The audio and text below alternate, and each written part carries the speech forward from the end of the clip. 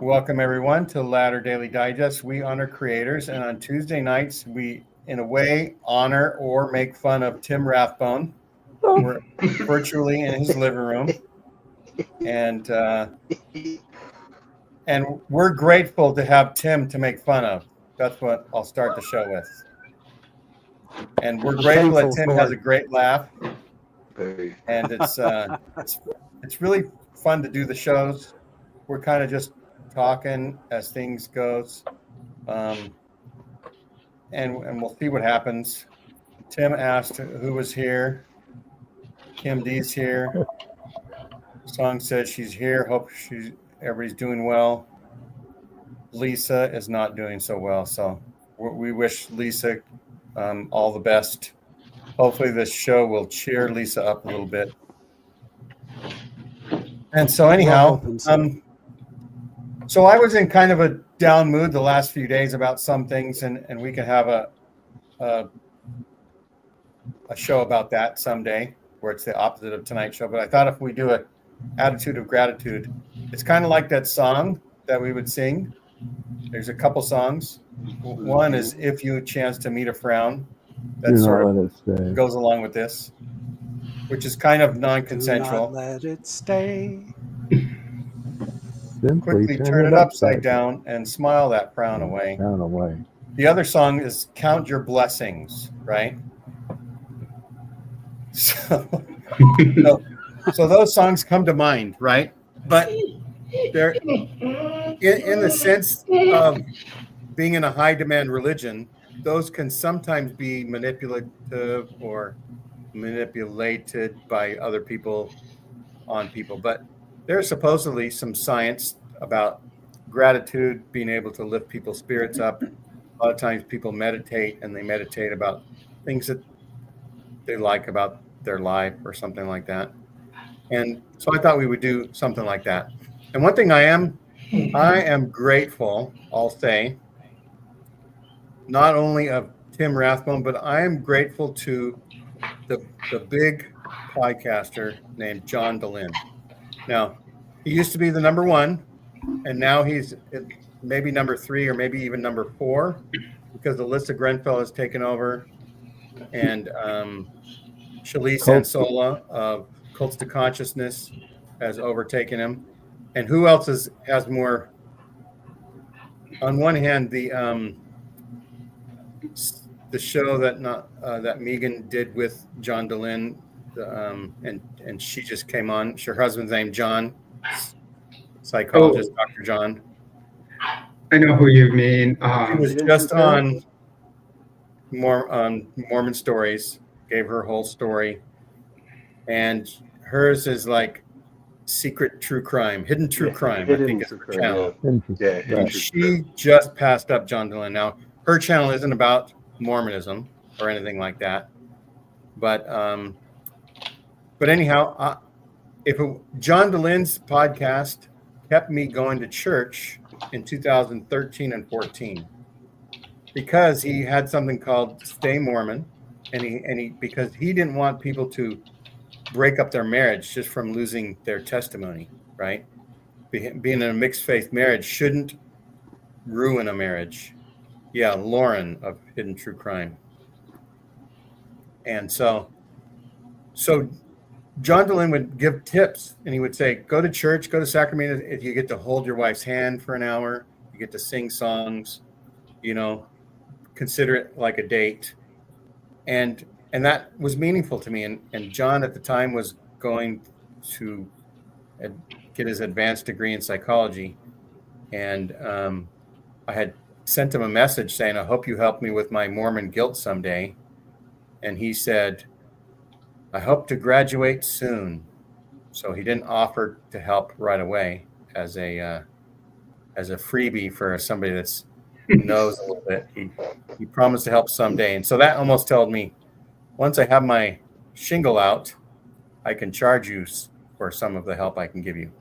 But that's okay too, because people do that. It's a decent job. And then I kind of went away from Mormonism. I didn't go to church very much. But actually when he when Kate Kelly got excommunicated, I stopped paying tithing.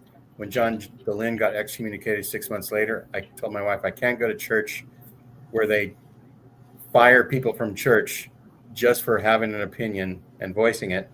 And John Dehlin didn't really even voice his opinion very much. He just had guests on. So anyhow, when COVID happened, I came back to watching John Dehlin stories, and the tone had changed a lot. I didn't even know. And he was learning stuff. He had Dan Vogel on his show in like 2017, and he was learning a ton of stuff from Dan Vogel at that time. And so anyhow, once I found out all the other stuff, John Dehlin always talked about, standing on the shoulders of giants like Leonard Arrington, like Mike Quinn, like John would rave about Tim Rathbone. No, I'm just kidding. Boyd Packer.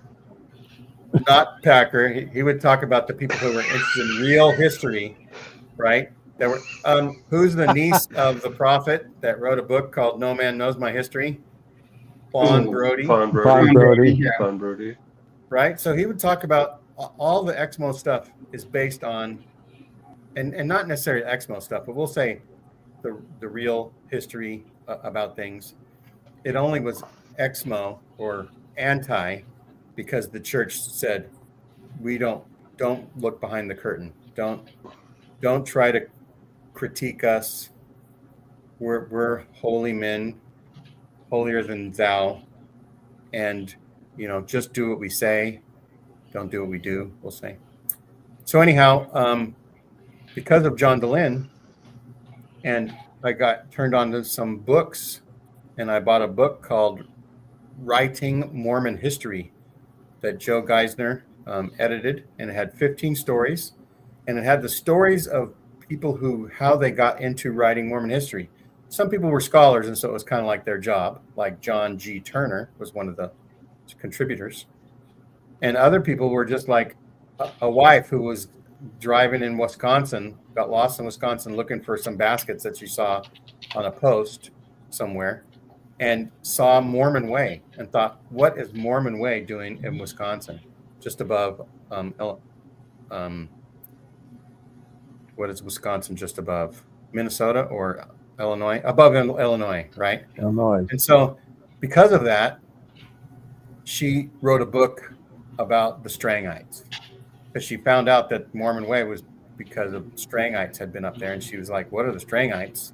And she found that there wasn't very much in one book about the Strangites. So she decided to get all the resources together and write about the Strangites. And the rest is her story or history. Wow. Right?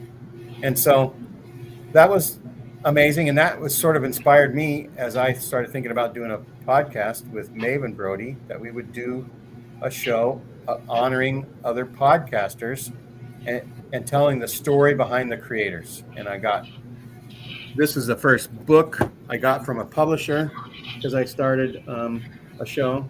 And I never thought I was going to interview authors, but now the author of this book is my friend, right? And so I'm grateful for meeting people, and it wasn't for John Dehlin having a podcast, telling me about history books, and me, of course, it cost me hundreds of dollars. And he said he would buy me ice cream. It took him 4 years, but he actually bought me ice cream last year. So anyhow, He did a whole series on that book, didn't he? Yeah. So John Dehlin interviewed Matthew Harris, and they talk about every single chapter, and they might even do extra. So anyhow, that'll start the show off by saying I'm grateful for the podcast world and for the people I've been able to meet and chat with, and I'll talk about more of that later. But RFM and Bill Reel, I'm grateful that they do a podcast. They do a great job with their podcast. I'm grateful for Megan Connor, who's a great podcaster that I've been able to work with and meet and stuff like that. And we're going to show something from Megan later on today about her gratefulness, because she's doing some family stuff and won't be able to join us. But who wants to talk next? Brother Judson, Yes. are you forgetting something? Did you want to say a few words about Ozzy Osbourne before we get going? So yeah, I am not grateful that he's passed on, but we can Ozzy recognize died? Yes. that No wonder it I'm feels so grateful good for today. Ozzy Osbourne's music. Is that what you wanted to say? Just to acknowledge that he passed away, and fly our Latter Daily Digest flag at Mass. And Oh. so did Steve Benson. Yeah, Steve Benson passed recently. Malcolm Jamal Warner. Yeah, Malcolm Jamal Warner. Wow. Yeah, so on one hand, every day like 10,000 people die, and there's probably 100 people that are Peter famous to Yarrow. somebody, Whoa. and it would be really hard to honor everybody. Was Ozzy Osbourne influential to you, Randy? Nope. Okay. So did you want to segue that into thanking everybody for watching and liking and subscribing if they could? That's exactly what you kind of read my mind. I know that we have a lot of incredible people watching this show, and we have grown to love everyone that does. And it's kind of a fun little Tuesday night group. Sometimes when we have a show that we love, we forget to just hit the like button or the subscribe button. And hey, we're like a growing boy who needs to eat a lot of food. We need likes and subscribers just to tell Mr. YouTube that we're important. So if you wouldn't mind hitting the like button, we would love that. And it's nice that the founder of the internet, Al Gore, they call that algorithm, is what we're trying to match the algorithm in order to grow. I thought that would be his music. Al Gore's music?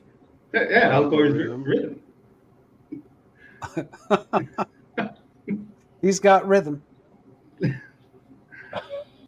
Well, anyway, yeah, like and subscribe, folks, because we are not going away and we're not getting any smaller. We're getting bigger and bigger. We're even beating the LDS Church in numbers. So bring it on, my friends. Bring it on. I mean, our podcast has a higher attendance rate than the local wards. Over 17 million. I wouldn't be so confident and say we'll never get smaller. I mean, the high bar, you get smaller real easy. You know, So you Randy, gotta what have are you confidence, grateful for? You're smiling all the time. You must be grateful for lots of things. I, to be completely honest with you, I'm grateful to be alive. Everybody says, when they say, "Hey, how you doing today?" Like at the store or whatever, my answer is always the same. Every day above ground's a good day, because after my little stint in the funeral industry, I know that there is no guarantee of tomorrow. So every day above ground's a good day, and I'm thankful for. I sound like a kid bearing his testimony, but I'm thankful for my family, for my kiddos and their successes. I'm thankful for Amanda and Peyton, that I have such an incredible life here with them. And Peyton Manning? Is that Peyton Manning? Well, Peyton Manning, of course, yeah, but my stepdaughter Peyton too. Okay. And yeah, I'm thankful for my circumstances. I don't have a lot of money. I don't have a lot of riches, but what I do have is a lot of love around me. And when it all boils down to it, that's what it's all about, is the love that's around you. Oh, yeah. I say these things humbly in Gene's name, amen. So mote it be. Who's So next? Who wants to go next? Jules, why don't you go next? Well, I think I'm grateful for being here in this Exmo world now. I think, but with the church bringing me in and me deconstructing, and actually for my doubter of a dog here, Thomas. But Doubting Thomas. I love that. No, it kind of brought me, to this Exmo community, and which is great. I think I'm making more friends in this community slowly, uh, as I was, as I've been deconstructing. Oh, there he is. Um, but it's just been a great, all through it, and growing. Yeah, he's a Dalmatian mix. Oh, So, What a cutie. he- I miss having a big dog. Big dogs are fun. big dog, big bark. Yeah. But yeah, I've been, grateful more in my deconstruction and meeting more people, because it's really helped me see a lot of facts, and and learn lots, and it's been a slow process in meeting people. And as like I said, I saw Exmo Lex was first, and then saw her interview on John Dillon's show, and slowly, starting to see other people that were deconstructing. It's been a great ride through that. I think even better than going through the discussions with the missionaries, because there's so much truth that you're learning. It's so many things that were, just hidden from you. In fact, which is kind of funny, because in the last week I've had 3 knocks on my doors from the missionaries, and one encounter with them just outside just a little bit ago. I'm jealous. Was it Tony, Orlando, and Don knocking No. 3 times? No, it wasn't. I'm kind of jealous of the vehicle. That can go by Yeah. anybody's head. I'm kind of jealous of the truck they're driving. They're driving a brand new Nissan Frontier. Well, you should truck them in, have them give you the discussions while you're doing the show. Oh, I know. I'll buy Just it. have them there and be like, well, I'm talking now. I didn't buy know it after- Tony, Orlando, and Don even drove a truck. What are you talking about? Oh, you're talking about the missionaries. Yeah. Oh, okay. This But- Tony, Orlando, and Don thing just isn't working tonight, is it? Yeah, it's not working. I'm not old Yeah. enough for that. Okay. It did go this. Oh, that's pretty much it for me right now. It's been this great new Exmo community. Well, Tim, what are you grateful for? every day I'm above ground. Because I lost a friend last Wednesday. Sorry, Tim. Thank you. Yeah.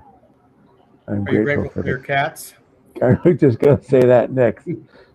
They're trying to figure out what they're going to do. Yeah, I'm grateful for the cats. Yes. All of them. And the mutts, too.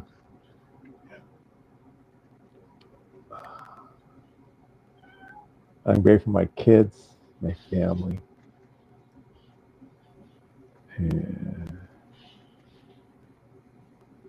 Yeah. What are I'm some of glad your I- favorite podcasts?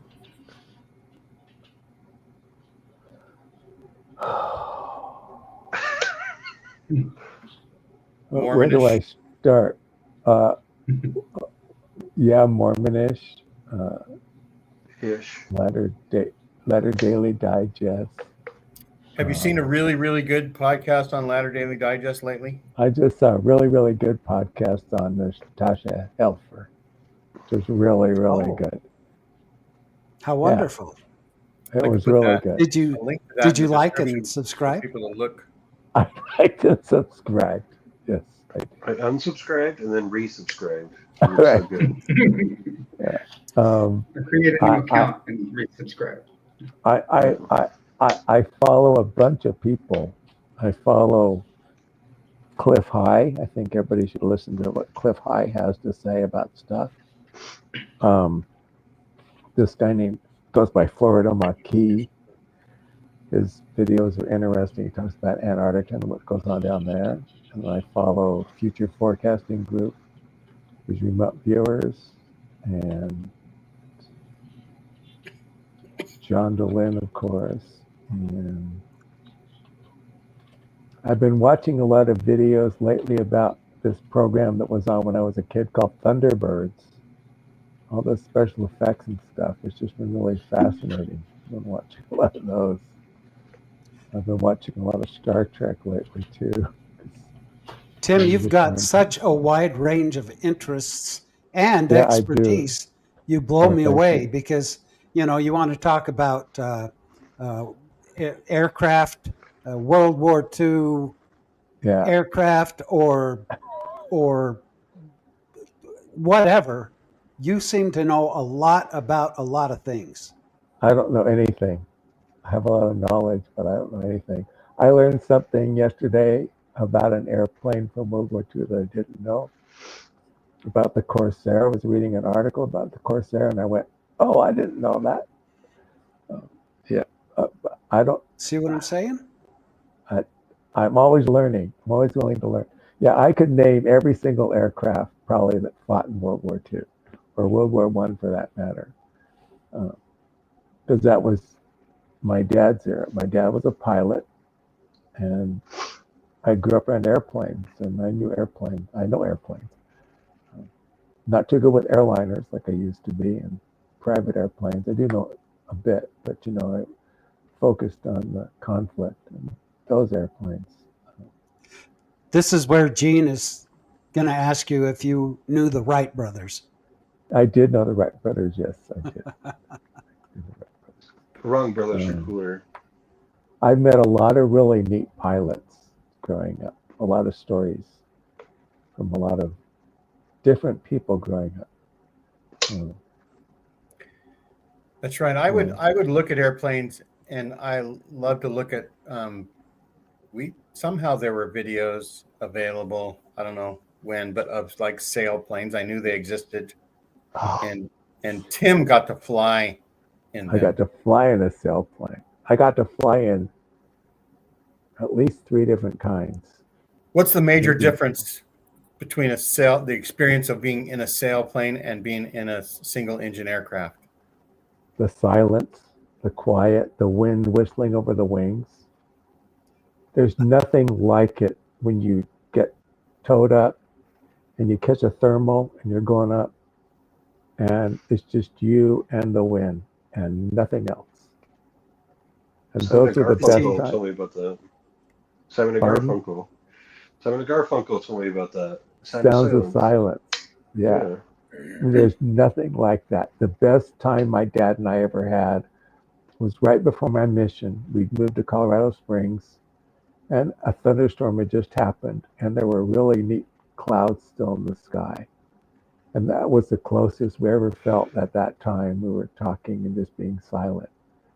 When I look back at all the flights with my father, that was probably our favorite. We just talk about that sometimes. Yeah. It just seems scary, Tim, that you're up there floating around on what would be the equivalent of a balsa wood plane that you had as a kid, and no engine. It's like, you're on your own, buddy. It's okay. I just don't think I could do that. Do it. Go and do it. Find a glider port and just go do it. Okay. There was one in Arizona that was very popular there in Scottsdale, but like I said, it just seems weird that the tow plane is going to release me and let me go, and boom, I'm on my own. And it's like, you don't even have to have a license to fly one of those. Yes, you do. You have to have a license. Well, okay, when I was in high school, all you had to do, or in college probably, all you had to do was go take a little course right there on the spot. You didn't have to show them any documentation. Well, then you get a license by going through the course. Yeah. You have to have an hour. No, like 8 or 10 hours of instruction. I got a couple of hours. I'm telling you. Okay. Okay. I will succumb to your knowledge but as I recall, you could just go and they would just show you what you're doing. And I just thought that was scary as crap. But if you have to have a license, that's a little more understandable. Yeah. Then you at least Yeah. know what you're doing with the wind currents. I mean, I'm good with paper planes and stuff, but when I'm actually in them, I don't know how I would perform. Okay, It's different. Trevor's turn. One more other thing I'm really like is my knowledge of film. I know a lot about film. Growing up in LA, okay, my neighbors were engineers, doctors, lawyers. They taught at USC or UCLA, or they moved to the movie industry. And I learned a lot about film from them. And then when I went to BYU and I took some film classes. So anyway, but yeah, I'm just so grateful for a lot of things lately. You're a walking encyclopedia when it comes to movies, Tim. Yeah. Was I'm still learning. film class at BYU one class and they said don't do it. No, Stay away. no. I took 2 film classes. One was just appreciation of film, and the other one was film and American culture. And that's where I saw The Searchers. That's what this poster's from, The Searchers, which is my favorite Western. John Wayne, and it's his best character he's ever played, Ethan Edwards. And Well, anyway, the best Western is Unforgiven. That's the best Western. that's up there in my You should. top 5. That's in my top 5. It's That's really good. definitely in my top 5. Yeah. I'd have to go with Blazing Saddles. Oh, I actually don't that's think a good one too. That's a good one too. I really like. I like The Searchers. I like The Man Who Shot Liberty Valance. I like Unforgiven. Red River. City Slickers. Well, yeah, okay, but I'm talking. I'm kidding. I know you are. Anyway, What about the Cowboys? John Wayne and the Cowboys. that's a good movie. That's the one where I like he that. gets killed by Bruce Dern. Yeah, Bruce Yeah. Offson in that movie. Yeah. I like that. I got to step away for a minute. Yeah. I will. Time to powder the nose, huh? Trevor's time to shine now, Trevor. That's Yeah. in stuff. Well, I don't like all the negative talk we've had about dying. So I say don't knock it until you try it. If you haven't ever tried it, who knows? It might be great. That's right. Maybe when we die, we'll be like, we should have done this sooner. If you died, Trevor, you'd be able to talk to Randy anytime you wanted. I hope the hell it's a good experience, because I'm doing it. I'm gonna do it. As a matter of fact, we all are. So it better be good. Yeah. That's right. Worst case scenario is we never know we did it, and it's all over. So either way. Trevor, what are your favorite foods? Oh, it's hard to say. I'm pretty open. I like American stuff, Mexican. Utah has a lot of good Mexican food. I'm pretty open though. Kind of a creature of habit, so I tend to go, same places over and over again. But yeah, I like all of it. Is there My any good favorite, Thai restaurants near you? Yeah, I never like Thai as much as others. But yeah, there's a lot of Thai food, I guess probably everywhere, but in Utah there's quite a bit. Just grateful to be alive. Grateful to have this community and everything. It's fun, And going on your thing, John Dehlin, I'm grateful for him because I randomly listened to him one show. Because like you, I thought he was a kind of pro-Mormon show. And then I saw he had a show called like Mormon Civil War. I was like, oh, well, that could be spicy. Let's check that out. And then that was with RFM. That's how I learned about RFM. And then RFM has been why I've stayed interested in Mormonism still, just because I like him so much. So, like, Yeah, John Dehlin Mormon Civil War is actually Peter Bleakley that was on RFM and Bill. No, it was an Reels as well. episode. It was an episode on John Dehlin about John Dee having a civil war against the other Mormon scholars in the I Joseph see. Smith papers. So it was like an episode Right. of Mormon stories called Mormon Civil War or whatever. And anyway, so yeah, I'm grateful for that. Like it's been a lot of fun kind of get back into Mormonism after being out of it for so long.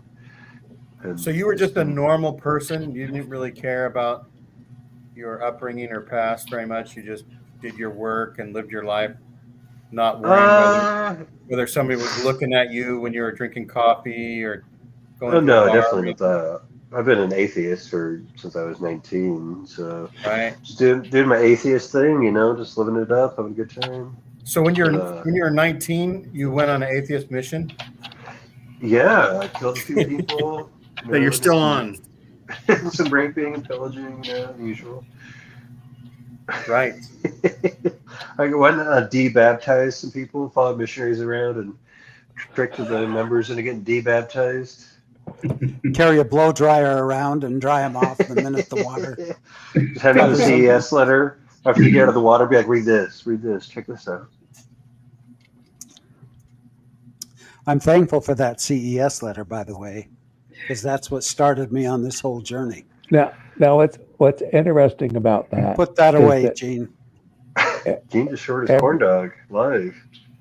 That's quite a corn dog, Gene. You can put that in the Gee. description. Gene eats his corn dog live on air. I know, right? Spicy. I feel like we should put a rating on this or something. Blur that out. Get the blur on that. Come here, Sally. Come on. Come here. Makes Randy think about DJs. That looks. It reminds me of RFM. RFM one time went on this tangent about how it's the most unprofessional thing ever to eat on air. You'd like be dead before you ate on air. And I thought it was weird. I think eating on air is fine. But he has that stance of eating on air is the worst thing you could ever do. Who said that, John? RFM. Oh, RFM. Yeah. Well, he drinks on air. Yeah. Smokes a fake cigarette. His fake one, yeah. Yeah. I told him he's Well, got a I fake wonder- bong. It wouldn't be so much eating on air, I think. It's how you eat on air. You know, If you're like eating soup and slurping it up and, of course that's talking. that's gonna look bad, but if you're just eating casually, it's no big deal. Yeah, I Yeah. agree. Yeah. It's like, Just casually showing it to the Mhm. screen, and you casually go silent for a minute or two. where did Randy go? he's back there. Oh, Randy, I thought he left. He just turned backwards. Yeah. I thought he disappeared. when I So- was watching, Because I'm so When- thin and frail. Yeah. when I was watching you and Natasha talking about your mission, I saw that smile on your face, and I thought about my mission. And I'm sure that you and I are both grateful that we did go on missions. Absolutely. Even, yeah, because it was a good experience. I mean, It really was. I wouldn't have traded that for the world. I'm thankful to be where I'm at now.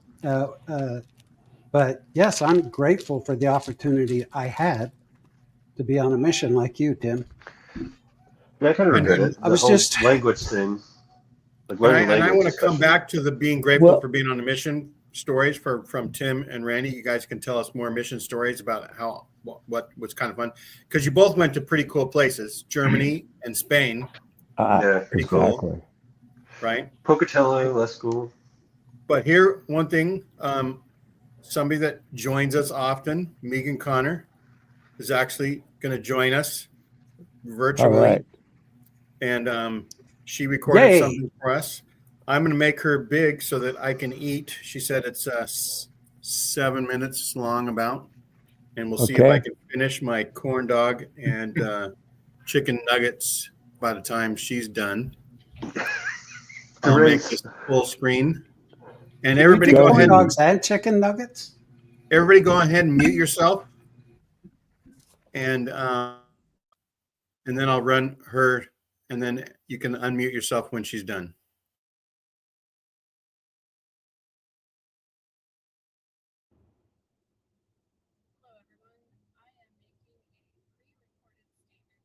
with you for tonight.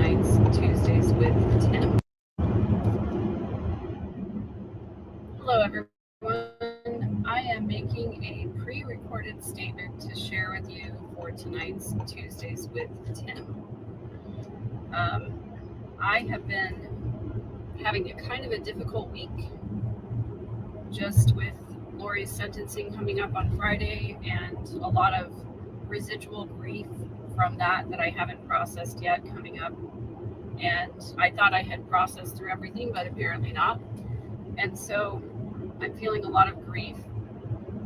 And I'm also preparing to be away from my kids again for another few days while I go to the sentencing. It's just a few days, but I'm feeling sad about that, feeling sad about being away from my partner at a time when, I could really use his physical presence. So when I'm thinking about trying to have an attitude of gratitude in these circumstances, it can be kind of challenging, but it is honestly the thing that pulls me out of depression or grief or sadness the fastest is naming the things that I'm grateful for and being very intentional about expressing gratitude for those things. So this is going to help me. And I hope that it helps other people who are feeling similar feelings as well. I'm very, very grateful that even though I lost my job a year ago, that I have my podcast, my YouTube channel, my YouTube community. I'm very, very grateful that I didn't have to go get a job at Costco in order to provide for myself and my family. I'm very grateful for the YouTube community that I have. I'm grateful for Jean and for Randy and for Tim and for Diamond Dave and for everybody on the panel at Tuesdays with Tim, because it is a community of support. We have common experiences and we have common goals, and we also just care about each other and support each other. I'm so grateful for that. I'm grateful for one of the kindest chats on all of YouTube on my channel. I'm grateful for the people who give me crap and pushback because it drives the engagement on my videos. And I've had a couple of trolls recently that just have no idea the fact that the more they respond and the more that they comment, the better it drives the engagement on those videos. I am super grateful for a partner who is supportive of me and my unconventional ideas about the way that I see the world and the things that are important to me. And I actually am really, really grateful for the opportunity to have gone through this entire trial process with an incredibly supportive community. It all started really with Justin Lum of Fox 10 Phoenix accepting my message request on Facebook and agreeing to interview me so that I could talk about the fact that my stupid, dumb cousin has always been stupid and dumb, and that it didn't change when she met Chad Daybell. I will always be grateful to Justin for that. And I will always be grateful to the Lori Vallow Reddit community for giving me a place to answer questions and share some insights. And the mods there are the ones who pointed me to Laura Mathias of Hidden True Crime, who pointed me to John DeLynn of Mormon Stories, who was gracious enough to allow me to tell my story on his platform. And the response to that story gave me the courage to continue to tell my story and to continue to share my ideas and my perspectives and my beliefs with anybody who wants to listen or cares to listen. And I'm really grateful that in the wake of this tragedy that has decimated our family, I'm really grateful for all of the beautiful human beings that I've connected with, and this community of people who cares about justice for these victims, for JJ, Tylee, Charles, Tammy, Brandon, and all of the other people who are affected by this case in the ripple effect I am super grateful to have a place to go that is supportive when the people who I'm blood related to literally not only don't care what I have to say, but want to silence me and want to call me a liar and say that I am wrong about what I'm talking about. So I'm grateful for my chosen family. I'm grateful for this platform, and I'm grateful for the fact that there are people out there who still care about the truth. And I'm going to keep telling it. I'm going to keep telling the truth. This case is over. I'm so glad it's almost over. When it's over, I hope I don't have to talk about it very much ever again. I'm sure there will be times when it's appropriate. But what I'm most grateful for is that we can take everything that we've learned from this case, and we can take that template of Lori's behavior, of her desire to discard people from her life in toxic ways. We can take the template of that and we can apply it to situations in our own lives, and we can have a better ability to identify toxic behaviors and to defend against manipulation and control. That is what I'm more passionate about than anything else. And I'm going to announce that my Bully Proof course, which teaches people to recognize and defend against manipulation and control, is going to be on a 50% sale for the next few days, at least until the sentencing. And I will give the details to Jean and Randy and Tim so that they can put it in the video description. I just want to help more people. That's what I care about more than anything. And I'm grateful that I'm in a position in my life where I can spend my time helping more beautiful human beings like you. So thank you for letting me have a voice, and thank you for listening, and thank you for caring. And I hope you take care of yourself first. All right. Thanks. That was Megan. beautiful. That was gorgeous. That means I have to Fantastic. find She's out a- what her sale is. She's a class act, that lady. Yes, That she she is. is. And she's our hero helping out all those people in Texas Right. from that awful flood. That Yep. it just disgusts me Yeah. so much how much those people refuse that money to help.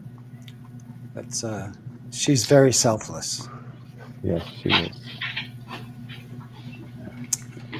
We were talking about RFM and his fake cigarette or his fake pipe.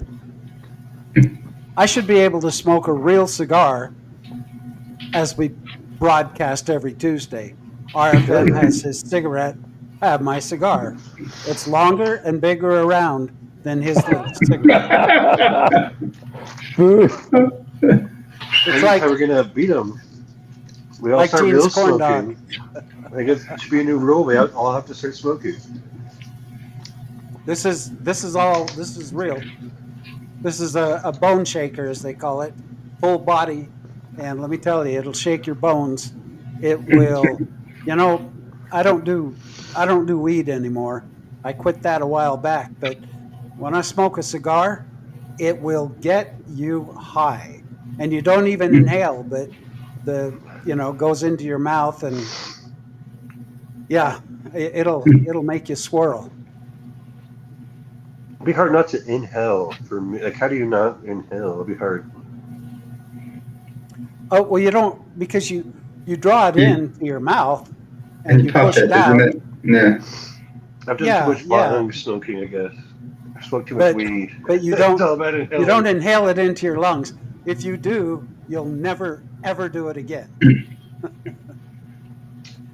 Wasn't Joseph Smith seen with a cigar quite often? Probably. I They had a lot of don't tobacco. know, probably. Tobacco was cool back then. Yeah. Yeah. Or that could have been I'm just actually what gonna his put wives this testified back in the that he was wrapper. packing. Did you finish your corn dog, Gene? I did, but I have chicken nuggets still. I don't know if you're allowed to eat corn dog and Gene, chicken you're nuggets at the same you're time. supposed to eat before the show. I don't know what happened. It's I'm okay. cool with Randy the and Gene. Tim, Keep eating. who wants to talk? This is going to be dueling missions. Whose mission was better, Randy's or Tim's? Say, Randy, you started off saying, my mission was so good. While I was in Spain, I got to. My mission was so good. I got to have my ventriloquist dummy sent to me, and I traveled around Spain doing ventriloquist shows. Tim I wins. made radio appearances and TV appearances. So you were Ventriloquism the, isn't effective on the radio, you know, but I did Yeah, it. it'd be hard. It'd be hard. you're the Mormon Jeff Dunham. Yeah, I mean, that's how I made my living. That's how I earned my money to go on my mission, was performing. You And- could have Imagine been your business cards. Randy H. Dunn instead of just Jeff Dunham. or Paul H. Watts. Put that on your name, Mormon Jeff Dunham, Randy Watts, aka Mormon Jeff Dunham. And in fact, It's kind of we a know dying- that that's actually how a lot of prophets, when they reach, we'll say 100, they're kind of propped up. And Yeah, I got a it's hand up kind of there. almost like they're a dummy. Right? How much money they have? They should do a better job with all the money they have. I would say That they should relates wear, to like, mech Steve suits. Benson. Well, it's Yeah, they should like have mech suits and like all sorts of tech. at that recent temple dedication, it was pre-recorded. He didn't even speak. I get to hear his listening. But yeah, Benson, who just passed away, Reed, No, not Reed. Steve. No. Steve. Steve Benson. He got excommunicated because he No, he called the resigned. church out for lying, and he complained about his grandpa being senile running the church. Now, he wasn't excommunicated for that, right? But did he So resign? he resigned, Tim? He resigned. Yes, he resigned. Right. he I met resigned. Steve once. I met Steve once. It's kind of like a job thing. Yeah. Like, you can't fire me. I resign. Kind of mutual, Right. I would imagine. I got to see him at a fireside, and it was great. But now, after Gene and Tim interrogated me on when that was, now I'm all screwed up. I don't know if it was before or after my mission, but anyway, it was a fireside, and it was really interesting. But it was before his departure from the church. Otherwise, he wouldn't be speaking at a fireside. He drew a cartoon for for me, but of a salamander escaping out of the vault, and That's fun. I made copies of it and went to Sunstone and handed a copy to Sandra Tanner as she was coming in, and other people. Did you get a tattoo of it? No, I You should have got the tattoo. that's okay.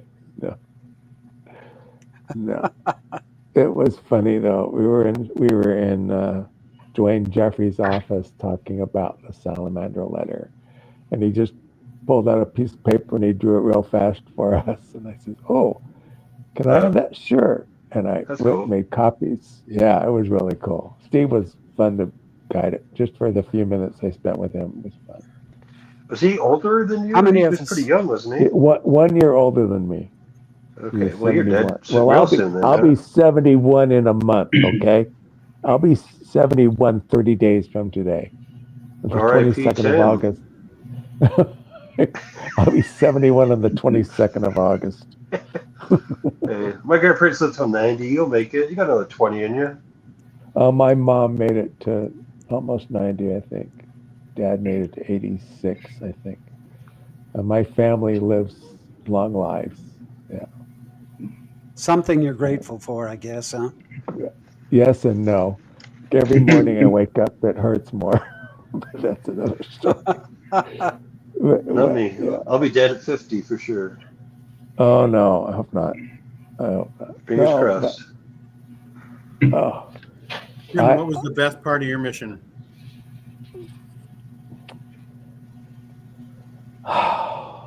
you know, when I think about Germany, I spent the first year of my mission up in Detmold and Paderborn, which was all green.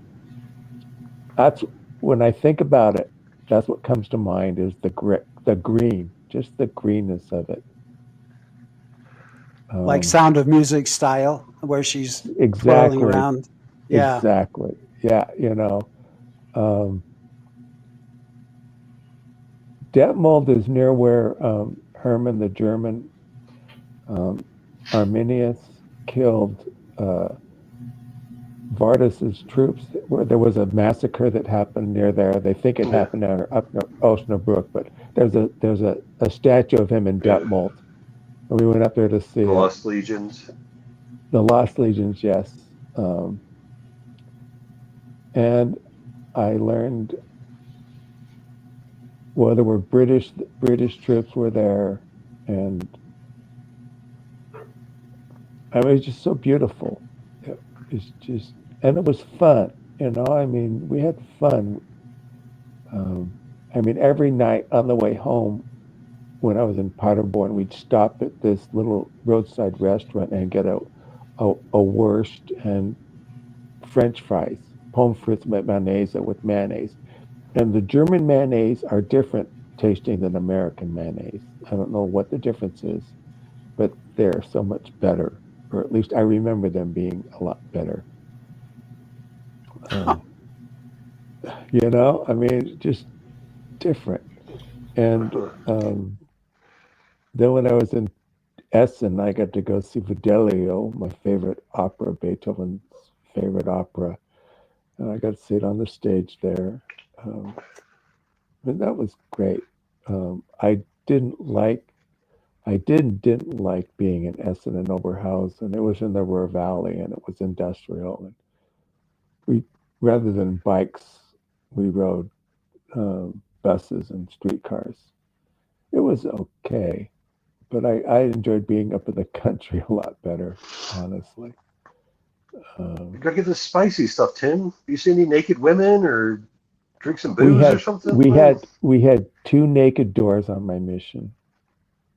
Oh, now we're getting to it. Yeah. Wait, 2 naked men? what? Well, we went and knocked on the door, and the woman came out, and she was naked. Oh, shoot. The Spanish Like- women didn't get that message. Was they like trying to It entice happened. you, or are they just like lazy? No, I don't think. They don't I don't care. think either. Yeah, they don't care. I think one was in the Very act cool. of doing it, and just answered the door anyway, because I could hear her significant other yelling at her when she gets to the door. Very cool. That's right. Sorry, honey, you're good in bed, but I'd rather answer the door. Was one of them I- Heidi Klum? No, When one I was do that- Heidi Klum. When I do that, the missionaries always call the police. What's up with that? The other one was just this lady wanted us to come by to give her a Book of Mormon. I remember that, and we did. She just showed up, and she was just naked. You know, like she was in the bathroom or in the shower or something. She came out. We gave it to her, and we went back and taught her a couple of times. Oh, I bet you went back. Over and over and over again. Surprise I'll never visits. forget. Okay, when I was in Essen, and we were there one night when they had mutual, and one of the girls had one of those, like a Teen Beat magazine equivalent in America, but the German version of it. And there was an article that told the girl how to pet during petting. I remember we were looking at it and we couldn't believe what we saw there. It was like, are you kidding me? You know, I mean, it was like, So come David on. Hasselhoff naked and that kind of stuff. Oh, this is before David Hasselhoff. He's my German Oh, pop hey. reference. Hey, nudity was everywhere. Okay, they had a billboard that sold soap, that was nude. She was naked in the surf. There was another one Oh. where the woman was naked. And you go up to the newsstands and you saw naked, I mean, everywhere. You just become blind. After a while, you just become blind to it. You just don't even notice it. We are doing this show naked. We just have clothes on top of our naked. Right, exactly. Actually, I just heard of an incident out in San Diego of missionaries proselytizing on Black's Beach. And if you guys don't know what Black's Beach is Oh yeah. it's a nude beach. It's So the religious. Oh, missionaries- yeah. Wait, Yeah. clothing optional. Huh. Yeah, clothing optional. And I heard, I don't know on whose channel it was. They were just talking It was about on I saw Rebecca's channel on It was Mormonism. on- Yeah. yeah. So it was, they were tracking on Blacks, and Blacks is not an easy hike because you have to come down some cliffs to get down there.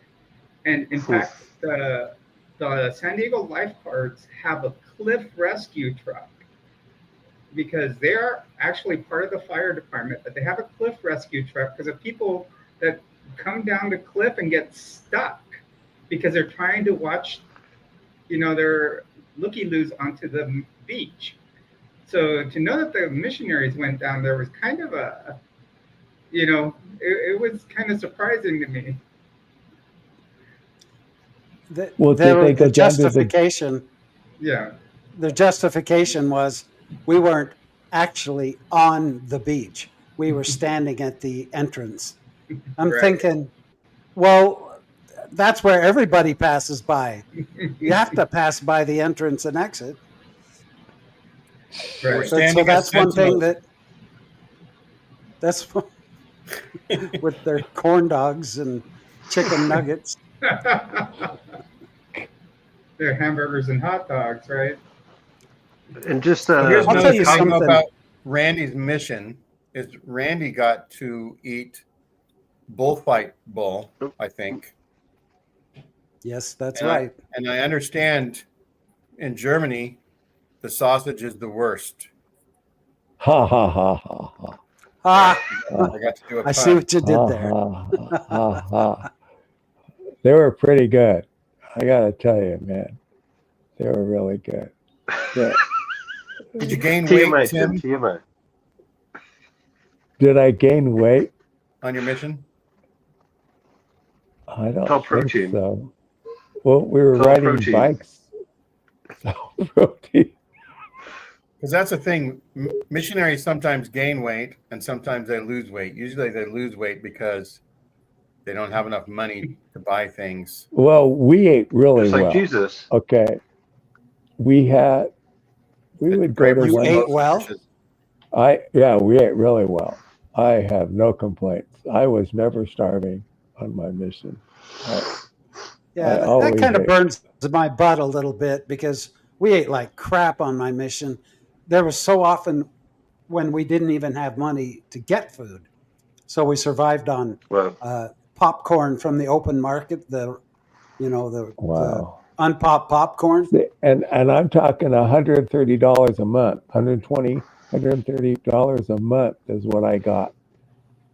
And Randy, we would eat- you expect us to believe that ventriloquism doesn't pay? Is that what you're saying? That's right. Not on the mission. Voluntary ventriloquism. Yeah. Silence. I've had a burning question about Spain. Randy can answer it maybe. Now, is it true Maybe. that the rain in Spain falls mainly on the plain? But Tim would know that because that's actually from My Fair My Lady, Fair right? Lady. My And Fair he's Lady.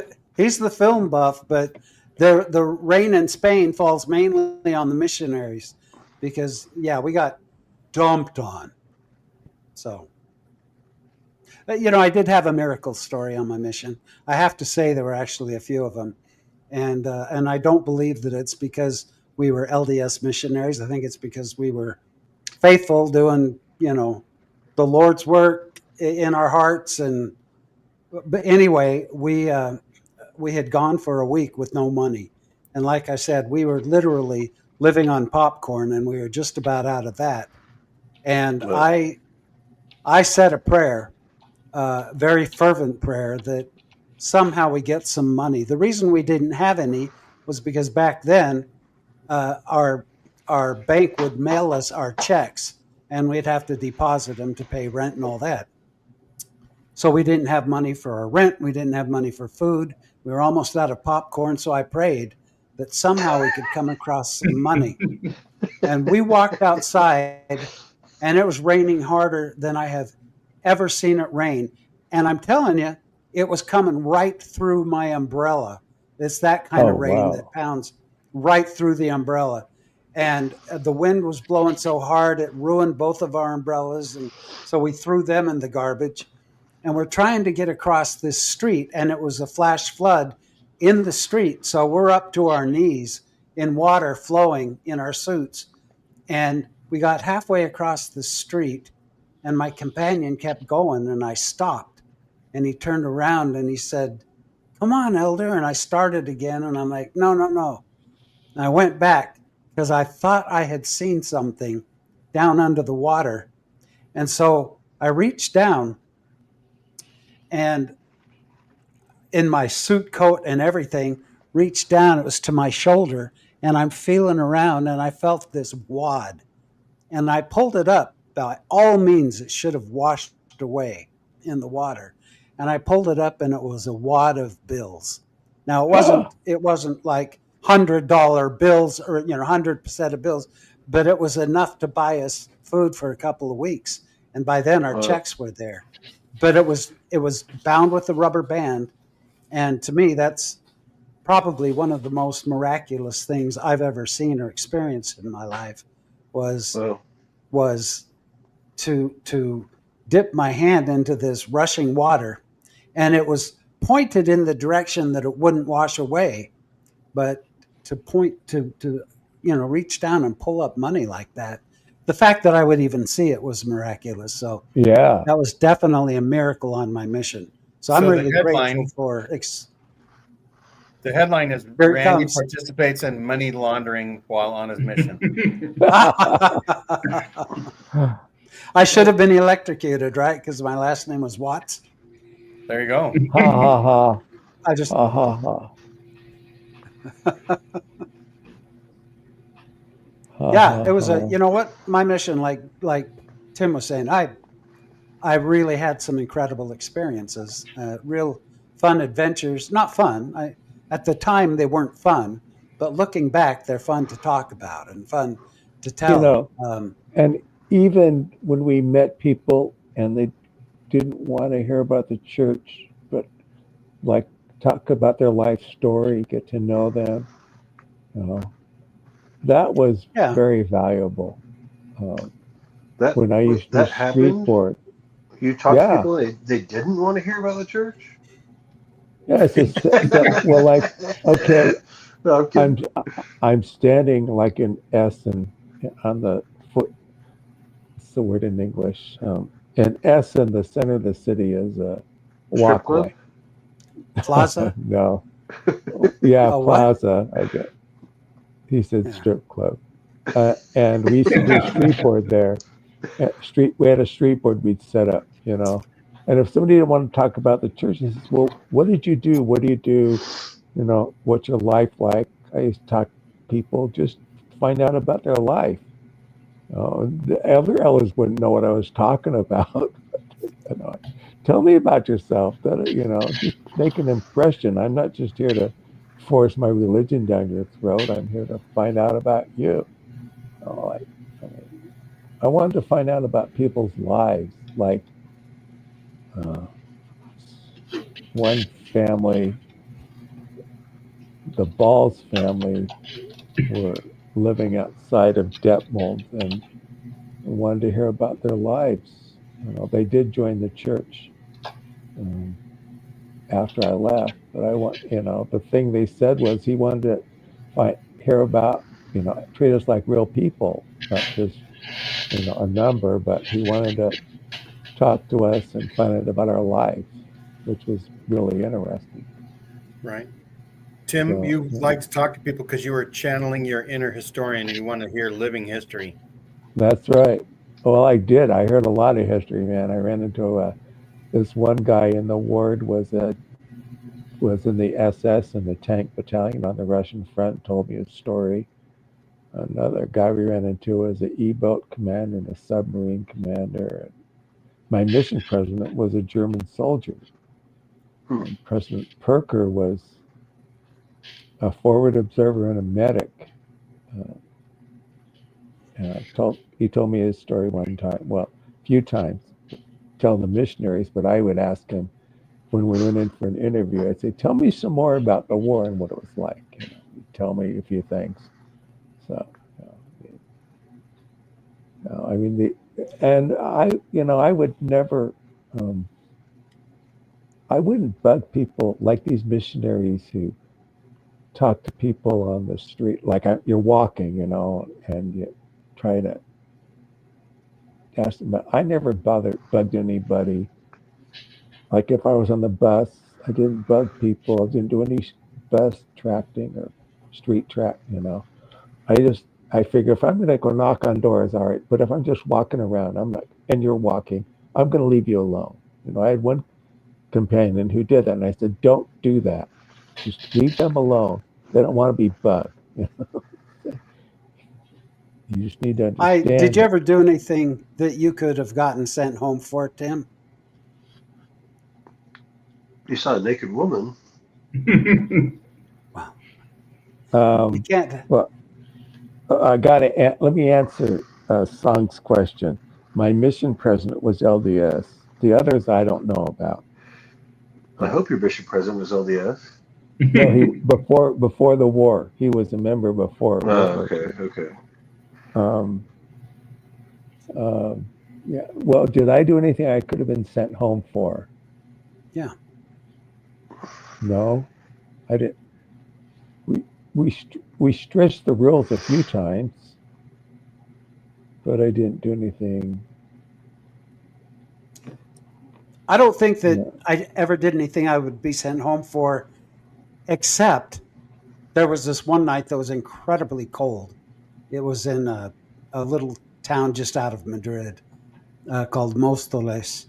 And we had a baptism on Sunday, and so we had to fill the baptismal font. And it took, first of all, the chapel had no heating.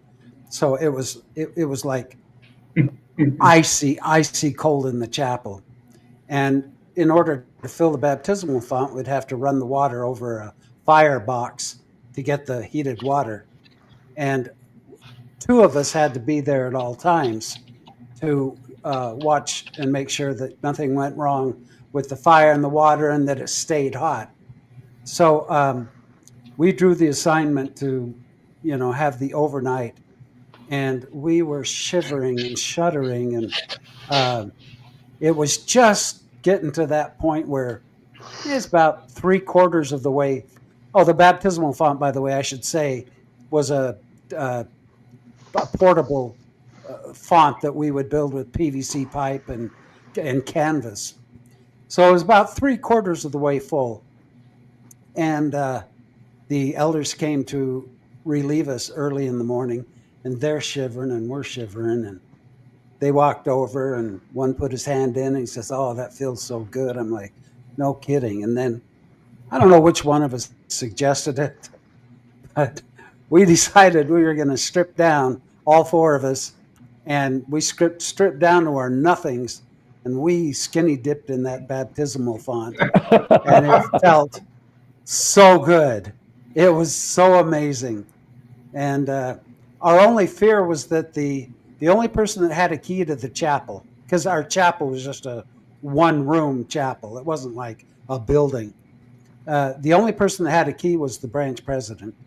And it would have been very embarrassing had he happened to walk in early that morning, but we didn't figure that he would. But, oh my gosh, here's 4 naked missionaries just soaking up the heat. And that was one of the best memories on my mission, was to be in that warm water with that freezing cold exterior.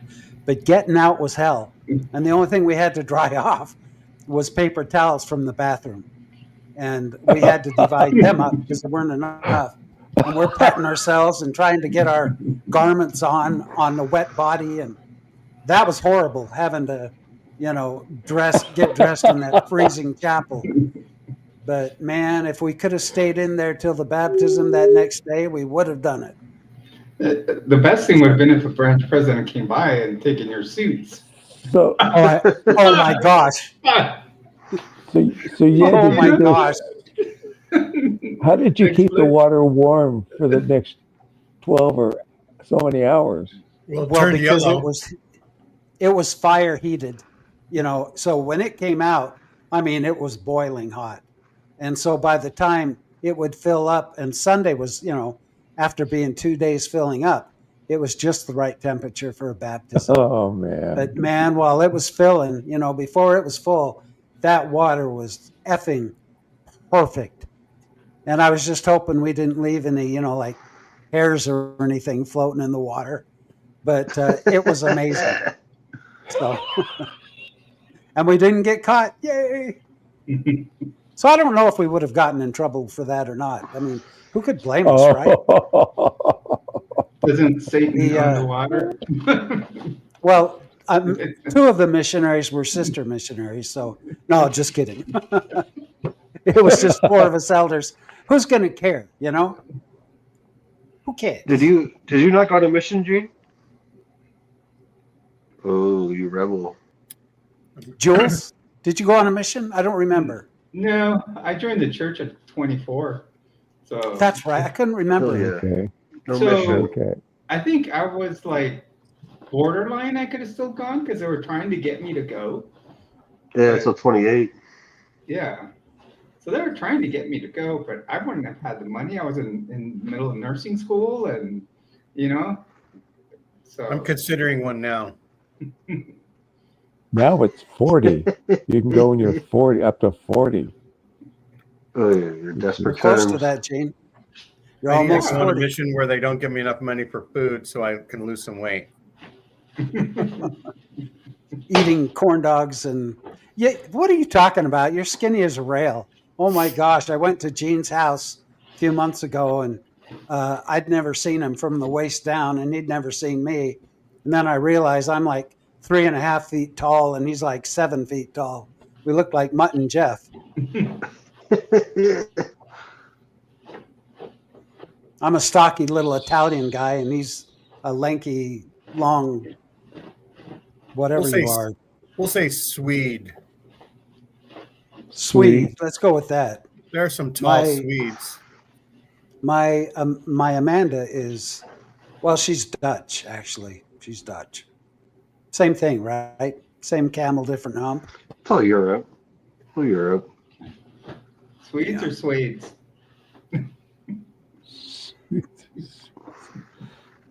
Now there's where you'd have some new doors in Sweden. I know that for a fact. Yeah. Oh, yeah. I had You know- friends who told me stories about that. Who went to Sweden. Oh, you get The to modesty Sweden. factor isn't big in Spain. I mean, Well, it's not Europe, that they're all that of Europe, modest. all Right, of Europe. but- It's not. But there's something about, well, when I was giving a talk in Sacrament meeting. Now, mind you, our congregations were like 20. A big crowd was 30 people in a congregation, and we always had to do something. So we all had talks prepared ahead of time. Anyway, I'm up there giving my talk, and there was this. I mean, I'm going to be honest. She was really attractive. Her and her husband were like real progressive, and he had long, beautiful hair, and she was just beautiful. Of course, of all the times for my sweetheart to walk in, it's this story. But Get I'm up there graphic, giving a Randy. talk. Give the graphic details. I'm up there giving a talk, and this lady, you know how women are very, Nude? they tend to be modest when they nurse their babies, and they'll pull one side down and cover with a blanket and nurse. Not this one. She pulled everything down. She had a tube top thing on. Ooh. She just pulled it all down and just sitting there in the front row, topless, and letting her baby eat. and I'm trying to maintain the spirit, given my talk up there.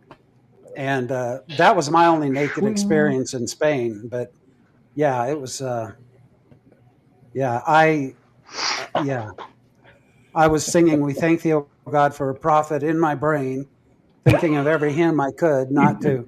And I didn't want to look that direction, but I really wanted to. It's like I don't want to look, but You didn't think of because I didn't want mothers to be in obvious. heaven or anything like that? No, I know Yeah, nursing is a really heavenly. beautiful experience and very natural, but when you're on your mission and she's right there in the You're front hungry for row, milk. just nursing away, and the So milk over there, forget it. Can I ask the question everyone wants to know?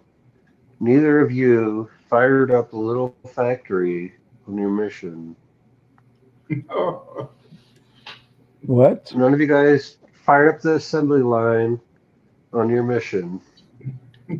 Yes. Are you talking about firing at someone else or firing at ourselves? Yourselves. You know what I'm talking about. Yes. Yes. Yes. Shaking hands with Ben Franklin. If you can't say. Yes. I would Before, during, and I after would my defy mission. you. I would defy you to find any missionary that goes for 2 years without taking matters into his own hands at least once. Exactly. Okay, hey, that's a natural response. I've talked to some who don't, but I would say that's normal. And there are more things you can do with the ventriloquist dummy than a bit. It's a very tight dummy. Natasha Helfer would tell us that was totally fine. That was Totally okay. natural. yeah, she would. I think it's normal. More I would lube, imagine more most lube. missionaries would say it's bad, and you should get sent home because of that. Those Mormons out there. Yeah, I know. Whatever is what I say. Yeah. Whatever. Yeah, whatever. It's a healthy outlook. We're too uptight. The church. Oh my gosh. Okay. Someone, our dear Church of Korihor, who we love, Joe. Someone got in trouble for nursing in the chapel. That is so frickin' LDS Mormon. That is Wait, so she's- Mormon. That's so She's stupid. That's OnlyFans. She's a member, but she's only on OnlyFans. You guys know what that is, right? Yeah, Yeah, I'm gonna have to OnlyFans take another break now.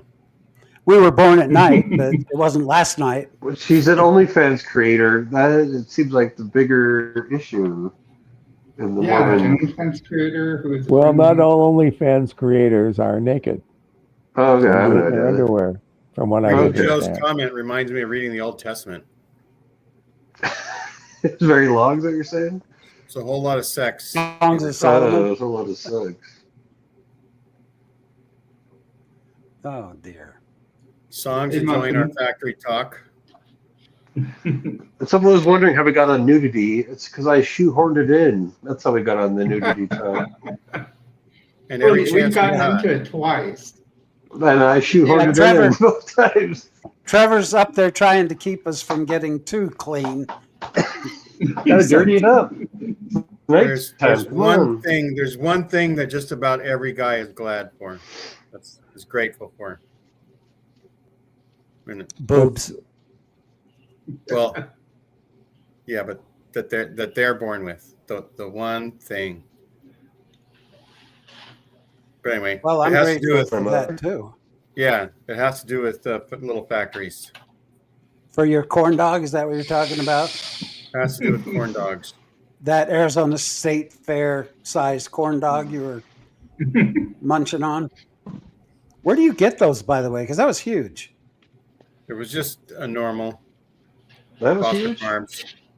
Was it when you That's bought small the to store? me. Maybe It I didn't thought it say- was. Didn't say who was modeled after. Maybe it was just closer to the camera, so it looked extra big. I'll, Brian Horse Buchanan is perspective. tall. I'll keep that in mind. Who is Brian Buchanan? He's the historian that's on with Lindsay Hansen Park a lot. 6'10". Isn't Well, John DeLynn himself around that size too? Yeah, Isn't he John's Like really tall. 6'7" or something. Mm-hmm. well, the karma is if you're really tall, you die young. How many old people do you see that are 6'10"? Not very many. The older you, the bigger you are, the younger you die usually. Bring on the corn dogs. I'm all about that. Ugh, More I can't corn dogs in stand the them. after show. I'm reading the Don't like it. comments. Don't like them. Don't get it. Don't like them. Speaking You don't of like corn dogs? after show, No, you don't like them? No, not really. Not after Yeah. having sausage in Germany. You're a Yes, bear dog? definitely. After working in the funeral home, I won't have hot dogs. I won't eat sausage. I won't eat hamburger. I won't eat red meat. That You have spoiled pork? my. Yeah, I'll eat pork, as crazy as that is. But red Apparently, meat, I can't. a human being cooking smells like pork. Apparently. No, a human being Heard it cooking tastes like pork. smells like a barbecue. Yeah. Like there's I've some- always Yeah, Randy said, would know. I would There's say some that. kid someone who, is there's some when kid who someone is killed his being parents, and he cooked them in the fireplace, and all there's cops who are like his neighbors. Like it smelled like someone was having like a pig roast, and that kind of like that's how someone having like a barbecue. when someone is cremated, there's about a minute window where the ribs are perfect and just fall off the bone. Ooh. I know there's a Hey. fictional character that really likes human flesh with fava beans. Ooh. Oh yeah, right? Yes. He's not. He's real Mr. in my heart. Hannibal's real in my heart. Hannibal Lecter. Yeah. Yeah. I haven't Filet seen of that for a Fred. long I mean, time. I wouldn't be totally against trying to person. I'd eat a human if it was, legal or whatever. Give it a shot. Well, I think I'm thankful for cannibalism then. I'm trying to guide us back to being grateful for Well, if it's a Sometime. survival thing, just look at what happened on that movie Alive. You know? I want to give it a Right, shot. yeah. I'll just chop off my leg, and throw it in the oven and give it a shot before I die. I mean, You know, in Alive, that plane crash, they ate the dead bodies. Oh, there's nothing wrong with afraid people I think something's would- wrong with that. It's crazy. I'd be totally down. I'd be eating all of them. I would starve before I did. Really? Yeah. I'd totally be eating Yep. them right like a cold. I mean, I know that there's that instinct to survive, and you get hungry enough, you'll eat anything. But nope. Maslow's hierarchy. You know? I'd say Really? forget it. Exmo Joe's here. There's to Exmo talk about Joe. the Oh, attitude of- Joe's here. Joe, have you done a sermon on being I've been- grateful? No, I don't believe in that. You don't believe in that? It's not one of the 12 values of Korohorism. I'm a pessimist. I believe in being cynical and pouty, and then cracking some jokes, Ooh. feeling a little bit better, and then crying a little bit. Usually something to do with the Apollo space program or science, and then everybody feels better, and we go home. Jill's been there. Jill knows. How are you Yeah. handling the death of Ozzy Osbourne, Exmo? Oh man, that one hit me harder than anything else, man. Right? That feels a little too real right now. Which Yeah. I'm a little bit grateful because I'm a pessimist, but it's also nice to have a distraction from all the shit that's going on right now that makes it feel like you're in the upside down. You know what I mean? Yeah, no kidding. I think out of remembrance, I think we all need to go bite the head off of a bat, just as a tribute to Ozzy. And then we have to everybody do something to a Book of Mormon that is an urban legend about the thing that Ozzy did to a Book of Mormon, whatever that is. Which is I gotta what? say, What? the only reason Ozzy is dead is because he went sober. Put that on the record. If he was still doing hard drugs, he'd still be alive. Probably. No, Uh, Maybe. Joe, what did you I say just to get. MB I'm that had waiting. her sobbing? I'm What did and you say to I'm MB? that had her sobbing when and during on Sunday. Oh man, Yeah. you gotta. So I did this sermon called "For Our Mothers, and Ourselves," and I was talking a little bit about how it's a little bit of science this time, no Apollo, and about how all the mitochondria in your body, that's the powerhouse of the cell, you get from your mother, and from her mother, and her mother, and her mother, and going all the way back. And so you think about that, and you think about how important it is that mothers should be people who choose to be mothers, because they have to sacrifice so much. And when I think about that, and I talked about my experience doing shrooms and how I connected to the legacy of all these mothers in my past, who are in every cell, who are represented in every cell of my body. While I was on shrooms, I had this experience, and it spoke to me and said, every time that you get depressed, you are just doing what their DNA teaches you to do, and has done to all of these women in your past, all these ancestors in your past. But all of them sacrificed so that you could be here, and none of them wanted you to be here just to be miserable. So when you rejoice, when you sing in the car, when you enjoy a good ice cream, when you do something that makes you feel joyous, it's like the sacrifice of all the mothers in every cell in your body has a purpose. And there's something to that, something to really remember that. Like And when then you do a That makes podcast sense. about gratitude. Yeah, I mean, that could be a thing. Sure, yeah, that could be a thing. And then That's really I played good. the Still life, new hymn. Kinder. We have a hymn called "Mothers in Every Cell," and now we have this page on the church on corohor.org where people can listen to all of our hymns, and it got us all choked up pretty good. Wow. So, yeah. So MB That was was a Jonas talking Brothers about song, she was right? sobbing emotionally, like really sobbing. I thought she meant laughing, but sobbing as in It because could have it been. really touched her. Yeah. Well, good. Yeah. That's good. It was We also watched a little Monty Python, and so he could have been sobbing from laughing. We watched the clip of birth from Monty Python's Meaning of Life. Oh, that's so funny. With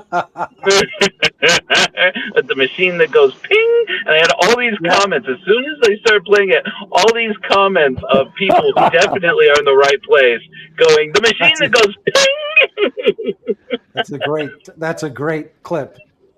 It for is. Sure. Well, I stopped short of playing every hymn, every sperm is Every sacred. sperm is sacred. Because there's a little too much. There are children in bathtubs in that scene, and you don't notice it until like the third, fourth time, and you're like, oh, maybe I won't put that out on Sunday sermon. But so I resolved that I would sing every sperm is sacred No. instead. But I bailed at the last minute because it really isn't as good without like all the chorus, like the corpse in the coffin as it goes by, and God needs everybody's mine and mine and mine. It's only good with the chorus. That's a great clip. Oh God. I said this. I said it's a crime that people don't know Monty Python's The Meaning of Life. And the That's restaurant true. scene is the only reason for it, because that restaurant scene, it was unforgivable. Like, I see why they did it, but it's like, did you have to? Did you really have to? I know. The Unforgivable and unforgettable. Yeah, like once you've seen it, like you can't have it brought up. Like every time, it's like, good gosh. So yeah, but yeah, Brother Jay. what's that? was just going to say to Brother Judson, we're past the hour and a half mark. Do we want to jump into the pre-show? Everybody can stay I mean, here for the after show. after show. And if anybody that's watching wants to join the after show, can. Thanks everybody for watching live. I hope we brought some happiness, some Enjoy. attitude of gratitude. If talking about naked people on a mission is something to be thankful for, Be And grateful that's- for my shoehorns. that's the whole purpose of Tuesdays with Tim. And To bring you James. joy. That's And right. yes, 2 years, nada. I don't know what Really? was wrong with me. No, Really? 2 friggin' years. Really? Where'd you go, Joe? Really? Where'd you stay in the Really? U.S.? Where are you, Joe? I came home. Never mind. I'm not gonna say where I'm not gonna say where. It was Came it was home bad. sorry, for all the Joe. lost What time. country were you in? Peru. Oh, what? Well, that's crazy. What? I was in America, I see. I was in the Amazon jungle with a lot of girls who did not like wearing clothes in the Amazon jungle, and man, it was Oh, well, you did say nudes it then. was a hard 2 years, man. Those were hard 2 years. Man alive. I see what you did That's there. incredible. Hey, get down to the Amazon jungle. Hard 2 years. Oh, God. Oh, God. All right. Well, this has Blue been Tim's money. On that note, enlightening. Yeah, I so couldn't go 2 years. Okay. I couldn't go 2 years. I didn't know There's some that who you say could they lie did. while you're a missionary. Otherwise, I would have gone. I would go a few months at a time or a few weeks, but I could never go. Same, Gene. That's why I didn't go, because I didn't think it was allowed. Yeah, and so I didn't know it that. you could wasn't say- allowed. But they Nowadays, rose the bar for us. They rose that bar. My mission president used to talk about it all the time, and we all knew we were doing it, but we didn't say anything. Yeah, when I was a kid, they told us it was no good. We'll I mean, see that I'm the kind of factory grateful. Okay. the factory talk I think came out after my mission, but I remember Yeah. it being part of the discussions. So it was part of the H discussion. Oh gosh. But I you had to say, Mr. Tough Brown. In order to be anyway, a Mormon, you have to no touchy. No touch of the white factory. Brown factory got- fine. White so the factory idea bad. was there beforehand that I recall. But anyway, I've talked a little too much about this, but by my time, I was the little factory talk was a pamphlet, and it Yeah, was a same. pamphlet. It was a blue Right. pamphlet. I remember looking for the pink pamphlet, the for young women only pamphlet. Like what's in there there? was none. There wasn't none. one. Yeah. There wasn't one. If you They're had cool. the It's like pink pamphlet, Joe, you would have masturbated on your mission, though. Oh, I tell you, it definitely it occurred to me the first time I heard somebody say, you know, it's not as if girls don't do it too, and it was a woman who said it, and from that moment I don't know what else she said because my brain just like fell out of my through my feet into the floor, gone. Wow. I Fully empty. I had on that. I had no blood left above my navel in my body at that point. I was just like, this is All the fluids released. So I just want to remind everybody that Megan mentioned she's going to offer her bullying course, which doesn't teach you how to be a bully, but it teaches you how to defend yourself from people like Trevor and Randy and Tim. Pass. Go, we'll say. If you want to take my bullying course, hit me up. If You're you the want only to one be that a had bully. had your corn dog out, Gene. That's right. Well, subtle. See, I wasn't bullying. I was just showing off. Is I know. mansplaining with that corn Yeah, dog. mansplaining. So, but I don't know the information. I don't see it from Megan anywhere. But if Megan's going to do that, maybe me and Randy and Megan should do a show really quickly, maybe the next day or two, and just have Megan talk up her bullying course and make the offer to our audience and maybe hers as well. So we'll thank everybody for watching. Like, share, and subscribe, and have a great rest of 2025. And if you want to join on the after show, there's still time. You can scroll up, and there's the link somewhere. I'll do it one last time, maybe, and get the right link. And otherwise, we'll talk to you later. Bye-bye. Love y'all. Good night.